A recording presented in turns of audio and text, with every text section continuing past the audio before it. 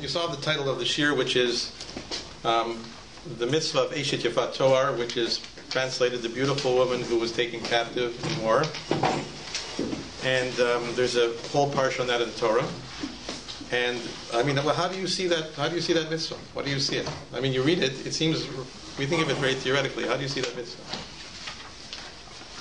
Like what? You go to war, and there's and you just finished fighting, and you've killed, and they tried to kill you, and now you see this beautiful. What's that? Acceptance of human nature. Acceptance, but what is it? What actually happens? What's the actual physics? What are the details? You see somebody. What do you do? What do? You take her to the rabbi. What? Grab her by the hair. You grab her by the hair, right? Is that?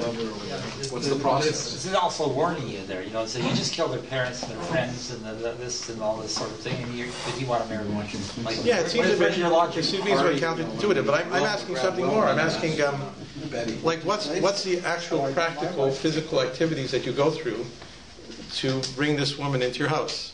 So you had relations with her once. So you have really, like, where do you have relations? At the place of war. In the battlefield, you have relations, and then what?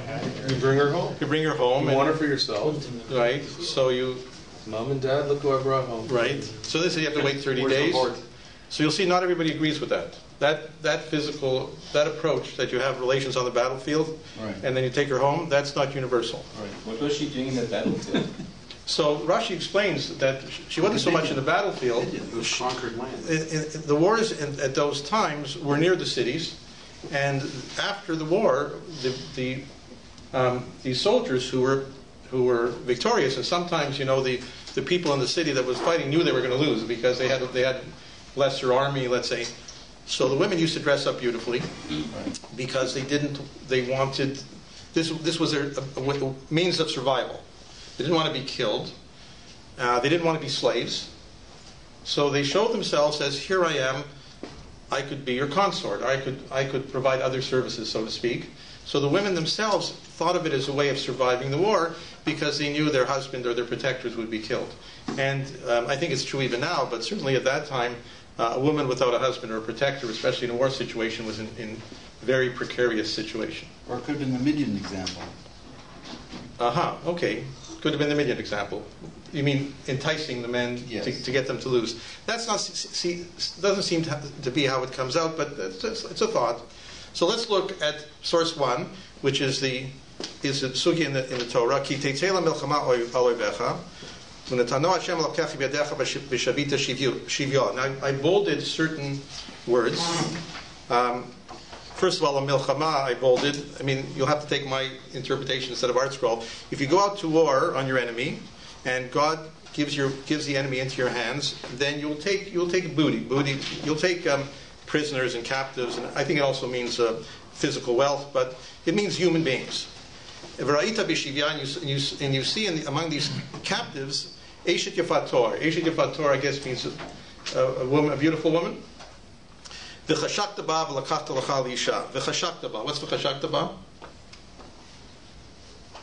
You're attracted to her. You're attracted to her. It sounds to me like a physical type of attraction. That's the lust. Yeah. It's a lust.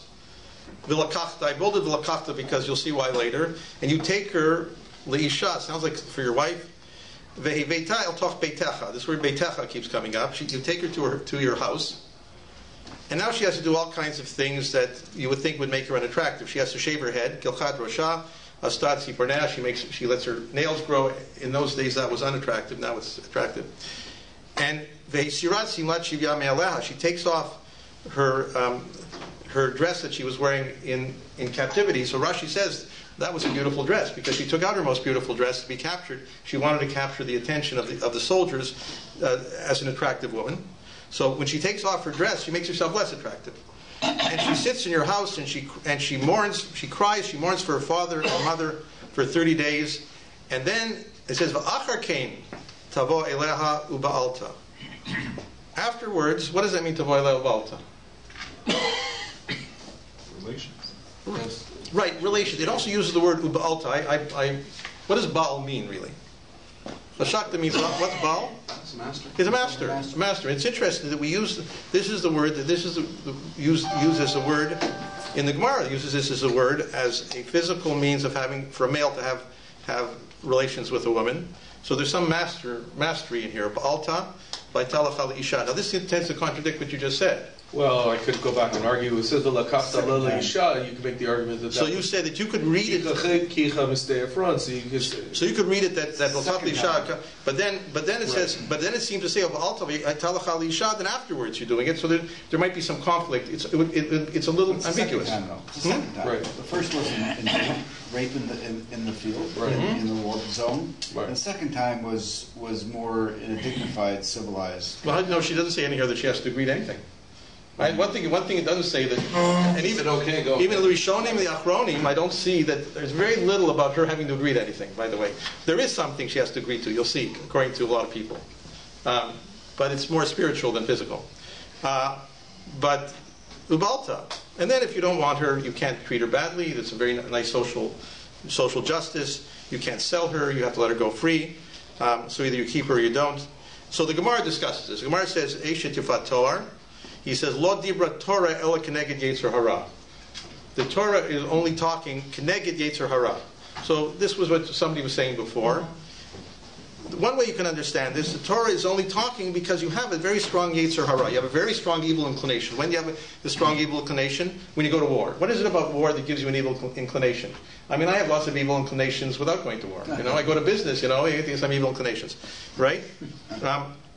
What is it about war? So apparently there's something about war that arouses something in a person that he can't fight back against. Normally he's a normal guy. He's a good guy. He goes to It's the Testosterone levels. Bloodlust. No. testosterone levels go up, and that creates a surge of uncontrollable urges, adrenaline. It's also the group type mentality that takes over. Group type mentality, right? So right, and also I think once you almost got killed, and you've there's somebody power is an aphrodisiac. I've heard it said, right? I don't know about that. I've never had any power, but people who've had power say power is an aphrodisiac. You've just defeated a nation in war. You've taken over another country. Maybe your lust levels are very very high. So the activities of war, right, are not the activities of normal life. You have a license to do things in war that you can't do walking down the street. It changes the whole rules of So you've already allowed yourself to do things for which you were inhibited. Now the inhibitions are gone completely. And it goes on to say, the Gemara, it's better that a person should eat spoiled kosher meat than eat spoiled non-kosher meat. That's what. So in other words, we'll make this woman kosher and she's spoiled. But now this whole thing, I have a trouble with two things in this Tosfot. One is, what it means keneged yetzer hara. What's keneged? Keneged always seems to me, like I put in English, keneged means litnaged to something, means to oppose something. In Hebrew, litnaged is to oppose. Neged is opposite. So how is this opposing the yetzer hara? We all just try to explain it as being really in sync with the yetzer hara, with our evil inclination. And also, it doesn't make a lot of sense in other ways. In other words, I mean, if I'm really hungry and I want to eat treif, so I should pray to God that He should make treif kosher, and then I'll eat treif with a good hefsher. It's hard to understand why we would make something kosher when it's not, just because people have evil inclinations. I have lots of evil inclinations. So you can say the evil inclinations of war are so great that it requires this specific adjustment. You say the Yetzer Hara prefers the illicit activity. Once it becomes less than illicit, it's not the Yetzer Hara. You think it might stop the person from doing it? Yeah, it becomes a little more conventional. Maybe I know I can do it. I'll do it. Maybe I won't do it. That's a nice idea. I'd like to at least try to say that there is something in this whole thing that does oppose the Yetzer Hara. That there is the title was How Not to Get Married. How really bad way to get married is how this whole experience might make you think twice about your Yetzer Hara in the future. Although you could not, because the other way to explain it is it says, okay, get in sync with your Yetzer Hara and get going, right? And if I did it, it wouldn't be illicit, right? I could do it, then I'd be allowed to do it. So the Tosfot in Masechet Kedushin, which is right there by this particular Gemara, brings what does Rashi say? He says Perish Bekuntras. It says in Rashi that Kuntras means Rashi. Lavo alea mashma mitoch perusha de bil milchama asur lavo alea. When he says, under lavo alea, he says in war you can't have relations with her. Rashi disagrees with your interpretation. Kol ikar at all. According to Isis. Well, this Tosfot's reading, I had trouble finding this Rashi, but Tosfot found this Rashi. The Kuntrus was a booklet of Rashi, and Rashi said you can't, and by the way, the Ramban takes the same approach.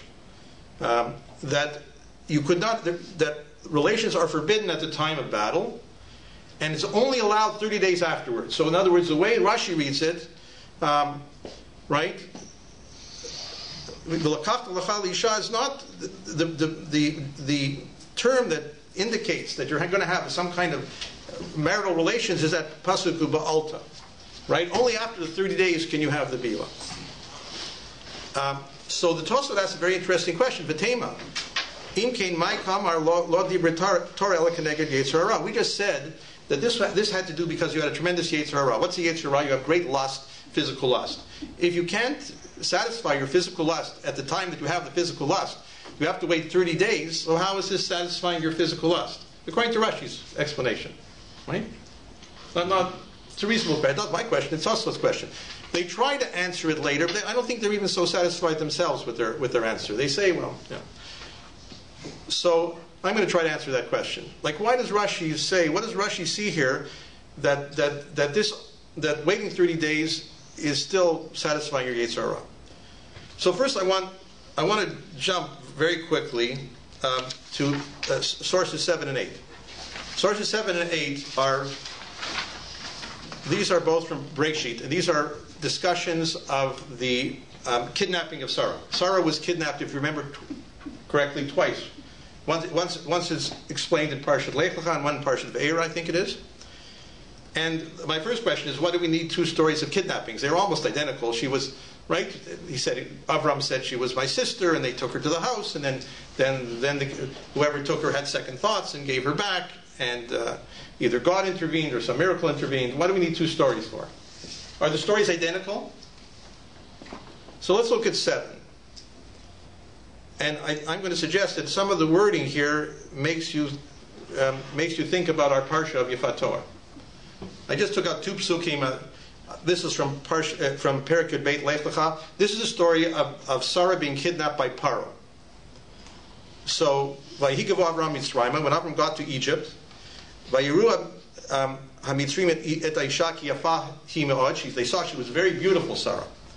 Vayiru ota sarei Paro, and therefore that led to Paro's officers seeing her.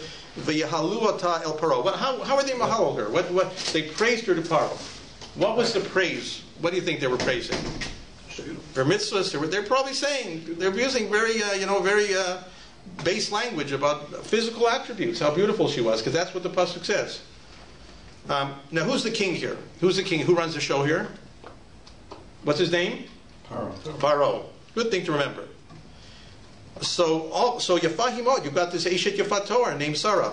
Vatukach, I think it is, Aisha Beit Paro. She's taken to the house of Paro. I think if you take a look at the Parsha on Yifat Torah, they use those words quite a lot. Lakachta, tikach, bayt, bringing to the house. Let's look at the second one.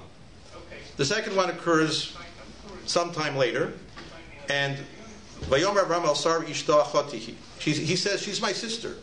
Vayishlach Avimelech melech grar vayikach. Now he's the melech, and vayikach, he takes her. Who's the king here? He has a different name. Paro is one name. Avimelech is another name. What does Paro suggest to you? What the word Paro? What does it suggest? That's right. What is it? What's the word Paro in Hebrew? What's the root? If you want to use a Hebrew root, take the first 3 letters. Parua. What does Parua mean? Parua means he's a guy's a Parua. He's a paradam. He's uninhibited. He's a wild man. He has no control over himself. What's Avimelech? What does that suggest to you? A king. King. He rules. God comes to Avimelech. You took this isha. You're going to die. Why?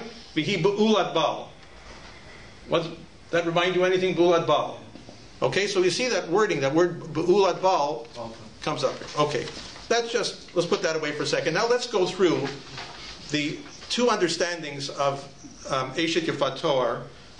There's a number there's a Moraim and Rishonim who stand on one side of the line, and there's a Moraim and Rishonim who stand on another side of the line. The Minchas Chinuch, we just mentioned Rashi's approach. It happens to be the Rashi's approach and the Ramban's approach. And if you look at source 4, the Minchas Chinuch explains to us what the approach is. Nearly the Shitat Rashi Ramban Kachi. And I'm not going to read the Hebrew, I'll explain it. He says their approach is that as soon as he sees this woman in battle, she's prohibited to him. He can't have relations with her on the battlefield. Kechol Goya, like any non-Jewish woman. She's not Jewish. You're not allowed to have relations with a Jewish woman. The Torah is not letting you have relations with you're not allowed to have relations with a non-Jewish woman. Rak Mevia El Beito, he brings her to his house. If she becomes a Jew, if she agrees to convert, he can marry her like anybody else. But what if she doesn't want to convert? He says, I don't want to convert. So he does what the Torah says.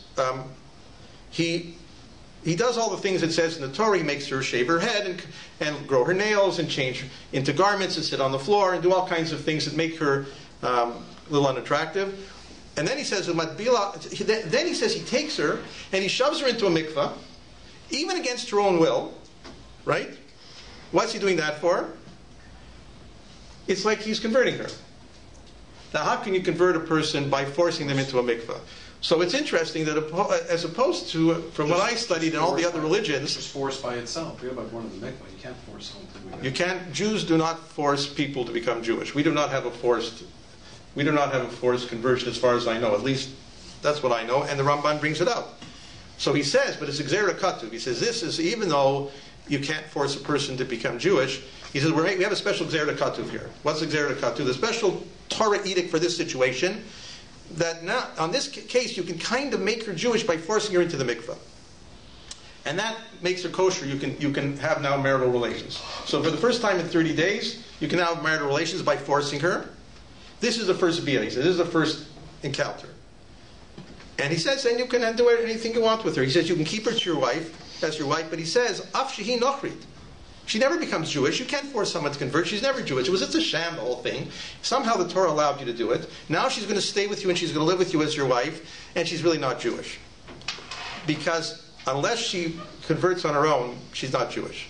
And he says, what would be the status of those children? It's an interesting question. I think Minchas Chinuch discusses it. I think they would be Jewish. I think they would be considered Jewish. But that's out of the topic. Because she is sort of, but he says, but that's a very good question, because she becomes Jewish. But look what he says next. Agree. She doesn't require a get. Then he says, just like you're saying, Ve'ein tzarich kedushin kein tosten ba. She is forbidden to him. She doesn't require any kind of kedushin. Harei mekudesh li, no ring, no nothing. Because the kedushin don't. She's like a non-Jewish woman. You can't make a kedushin on a non-Jewish woman, only on a Jewish woman. Why did she go to the mikveh then? What did that accomplish? Because for that first bia, they wanted some kind of sham mikveh. Very difficult. I agree. But I don't think it's at all simple. So somehow she's being converted, but she's not really converted. You're marrying her, but you're not really marrying her. If she wants to leave, even she could probably leave. Sometimes she doesn't need a get, right? It's only, I think, but if she converts to Judaism, it would be a different story. But this whole thing, this is the Ramban's approach to it. Is it like a Pelegish, some sort of Pelegish? I'm not sure it's a Pelegish. A Pelegish is probably Jewish in Jewish law. If she's Jewish. But she's not. But look at Shlomo Melech. Shlomo Melech is a different story. By the way, the Midrash says that Tamar was the daughter of David. Was his offspring from a Eshet Yifat Toar. Another whole story, but never mind. All right, that's the Ramban. That's right. By the way, the Tosfot says in Kedushin that that's the Ramban. That's Rashi. There's the same machloket as in the Yerushalmi, and Rabbi Yochanan and Rava argue in the Yerushalmi, and one takes one position and one takes the other position. The other position I'm about to show it to you. Okay, yes. What happens if the 30th days is like the wrong time of the month? So I don't know exactly. You're asking me to Puskins. By the way, this is, again, a very interesting question. I don't think Nida Midoraita, I don't think there's Nida by a Goy. No. Now, whether she becomes a Goy when he puts her in the mitzvah or not, I don't know. Some people hold that it's not 30 days you have to wait. You have to wait 90 days. The Rambam will say you have to wait 90 days because if there's a vlad, if there's a baby that's born, you won't know who the father is. Right? It's another story. So, but yeah, perhaps it could be delayed. I mean, on the battlefield, no, but maybe later it could be delayed. Okay. Doesn't an Eved Kanani, don't you have to put them in the mikvah? An Eved Kanani, don't you have to put them in the mikvah? You certainly have to bris a man. Did you have to put the mikvah as well? The woman, I think so, but I'm not sure. So that means that would be forcible. No, I think they have to accept it. I think the What, an Eved Avadim have to accept the mitzvahs that they're going to do. Otherwise, I think you have to let them go, or you can sell them to somebody else. I believe that's true. I believe that the Avadim that we have, an Eved Kanani is very, very close to a Jew. An Eved Kanani, a male Eved Kanani, has is chayav in all the mitzvahs. Yeah. So he has to keep Shabbos, he has to keep Yontif, he has to keep Kashrut, he has to keep the whole thing. But you think by the very term Eved that it was forced. Work is forced, but I don't think you can become an Eved Kanani unless you agree, but people might argue with that, but I don't think you can. All right? Now Tosfot just showed you what Rashi said. Now Tosfot in source 5 is going to tell you what Rabbeinu Tam says, which remarkably is the approach of the Rambam, which is remarkable because Rabbeinu Tam and the Rambam often had differences of opinion. So Tosfot says, "V'nirel Rabbeinu Tam." This is 5. The bir rishonim muteret b'milchama, just like you said. The first marital relation happens when it happens in war.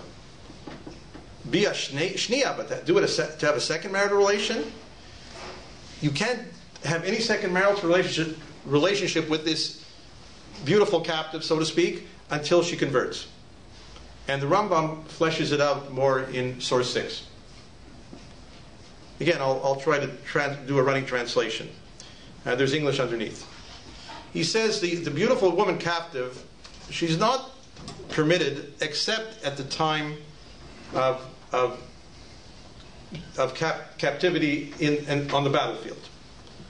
Shenemar Barita B'Shivya. He takes the words. It says, you saw her among the captives. After he has his first marital relationship with her there on the battlefield. And so that's also a bit of a Gzera Katu because she's not Jewish.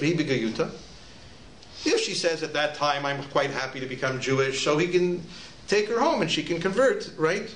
And she can marry her right there. Doesn't need any 30 days. But if she says she doesn't want to become Jewish, so she sits in his house for 30 days. And she grows her nails. And she shaves her head. So she looks, he uses the term, not the Ramban, Kadesha Titkaneh Me'inav, she should look ugly to him. She has to be with him in the house, BAYT. Every time he passes her, he trips over her. She's on the floor somewhere, right? Until he gets sick of her, so to speak. Now, he also has to try to convince her to become Jewish. If she becomes Jewish, fine.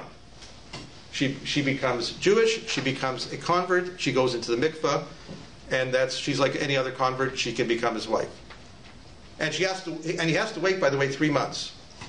1 month of this 30-day period, and 2 months afterwards, and I think that's to know who the father of the child would be.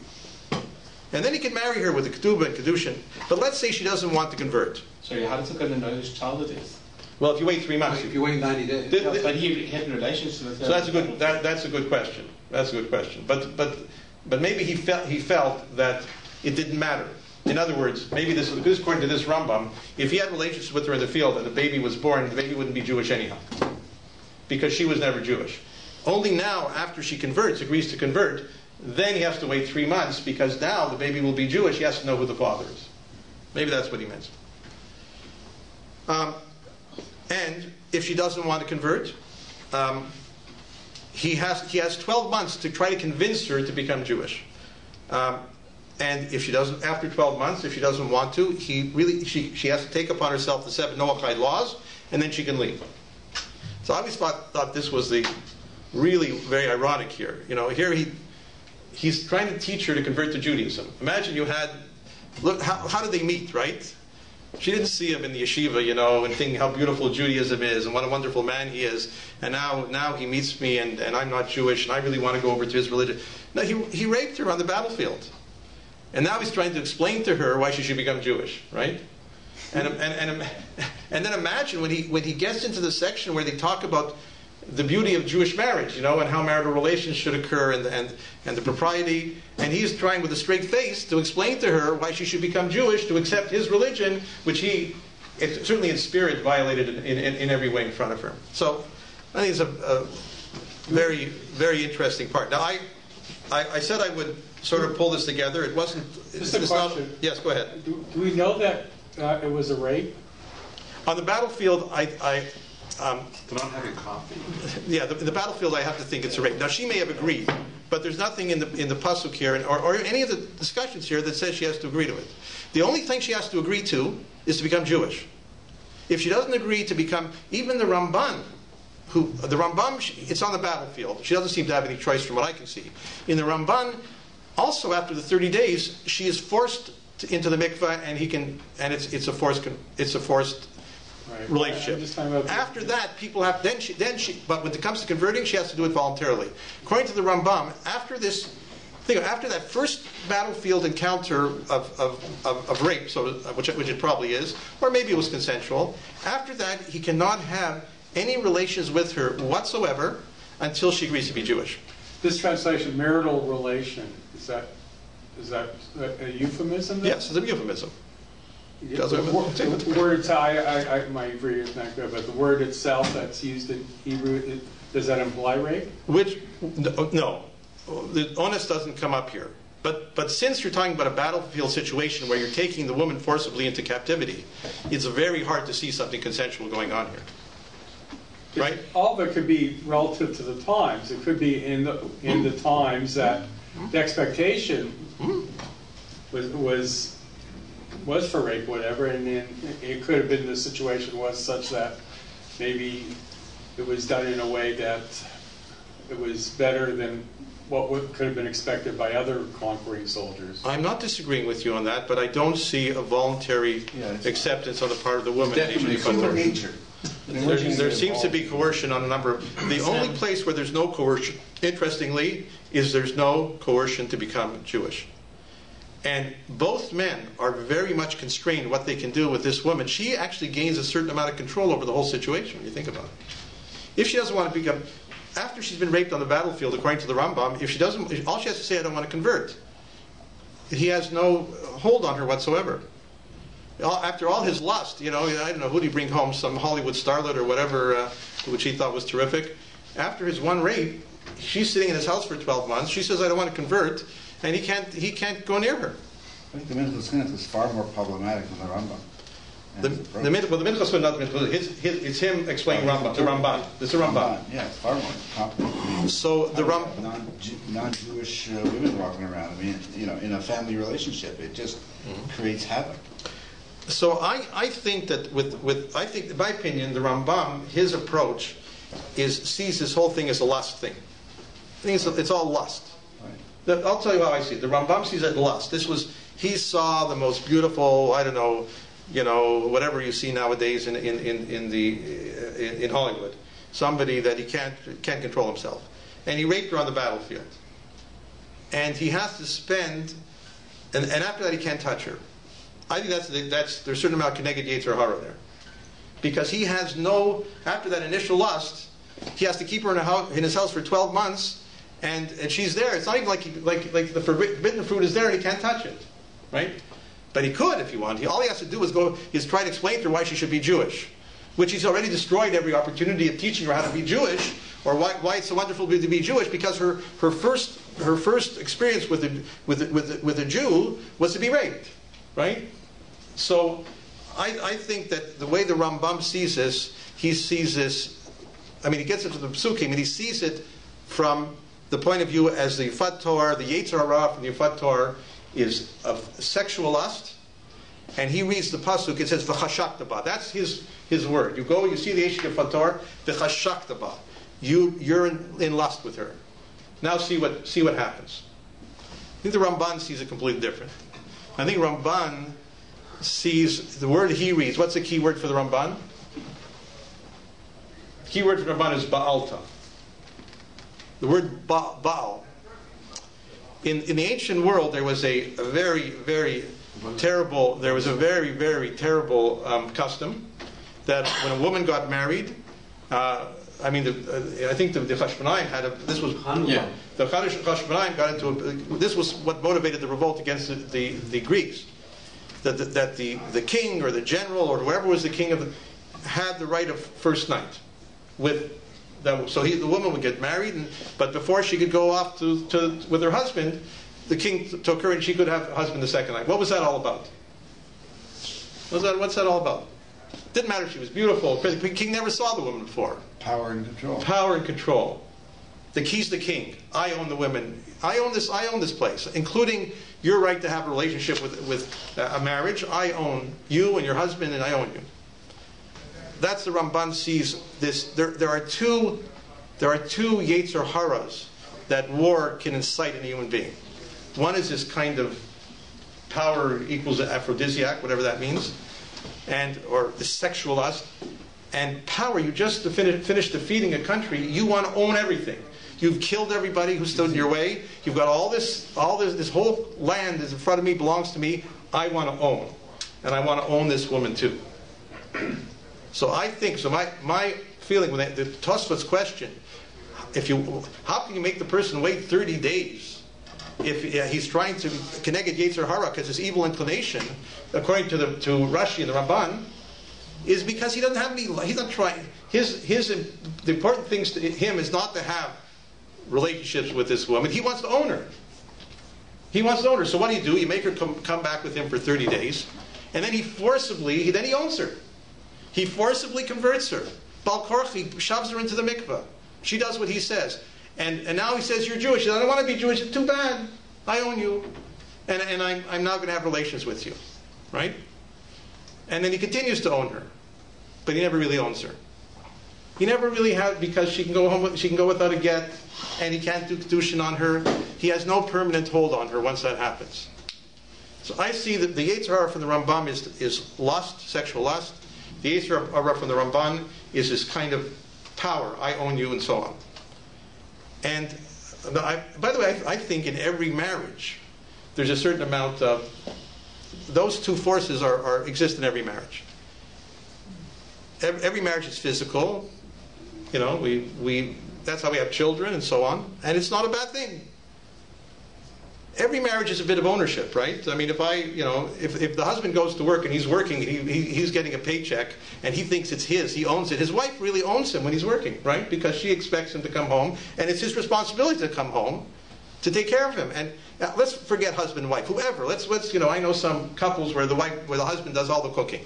When the husband does all the cooking, if he bakes a cake and the wife comes home, he can't say it's not your cake. I baked it. She owns it. You baked the cake, you're under my ownership in one sense or another, because I'm going to eat from that cake, right? So every marriage has one, you have two people, and one has to develop and give over a certain ownership to the other person. That's a healthy marriage, right? Again, I'm working today, I got my paycheck, you need something, forget it. Oh, you're hungry, I baked the cake, you can't touch it. Those are unhealthy things. We need a little bit to own each other, and we need also to have physical attraction to each other. But what Eshet Yifat Torah tells you, if that's the essence of your marriage, if the essence of your marriage is physical, and that's all it's about, you're doomed. And if you go into a marriage, you're going to own the other person, you're doomed. That's Eshet Yifat Torah. That's the Yetzer Hara. That's what Rashi says. The progeny has been Zora Mura. Yeah, well, Chazal were very, very clear that they didn't think anything good would come of this. But it's just a bad marriage. Let's look again at number 7 and 8. Let's look at right? But the pasuk is much more mashma for the Rambam anyways. Is the chashat ba, right? Kakol isha. He obviously had relations with her at that time. But it says after Cain. But in terms of when the be'ilah occurs, that's after the 30 days. That's more like the Ramban. If you read both, you can read. It's somewhat conflicting. is somewhat conflicting. And I even wonder if the Rambam didn't go into it with that hashkafa. My hashkafa is that this is a lust-based Torah sugi. Therefore, chashakta is the most important. The Ramban says this is an ownership thing. Ba'alta is the most important. But chashakta is like Benison Shon of a Mala, 20-year-old guy, basically he's never really had much to do with a woman. He sees a beautiful woman in battle, and that's lust. You're talking. That's lust. Yeah. The Ramban saw it as the Ramban, I think, saw it as more being the ball. Yeah. I'm taking over. Maybe it's age related. You want to argue? Let's look at the 2 cases in Bereshit. 2 cases in Bereshit. Avram goes to Mitzrayim. Paro. The word paro. The root is parua. By the way, what I'm saying about this last 2 parts from Rav Yochanan Zweig in Miami. It's Rosh Hashiva in Miami. Paro, the root is parua. Parua means wild. And if you think about of a guy running around in the jungle, swinging from the trees and doing whatever with no inhibitions. And what's the first thing they say? She's beautiful. And they tell him, "Oh, look, this is really beautiful, right?" And he's taken to Paro's house. So if you remember what was the punishment for Paro? If you read the Rashi, the Midrash says the punishment was that Sarah somehow put a hex on them that all their sexual organs were closed off or something. So this was the whole story. If you read the Midrash, the Rashi, it's all sexual and lust and so on.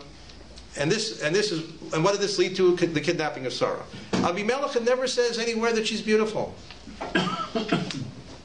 Maybe it does somewhere. Abimelech sends for her, he takes her. It doesn't sound like there's any lust here. Maybe, I don't know, I have to look at the other psukim. What does God say? Why are you going to die? Hincha meit al isha asher lakachta b'hi bulad baal. Should belong to you. You can't take over ownership of Avram's wife. Hi bulad baal. You think you're the king? You think you can own everything? You can't. So that's the Yetzer Hara that we have to fight against. We have to fight against the Yetzer Hara of lust. We have to fight against the Yetzer Hara of ownership. If we want to have a good marital relationship, that kind of Yetzer Hara led to the kidnapping of Sarah from one perspective, led to the kidnapping of Sarah from another perspective.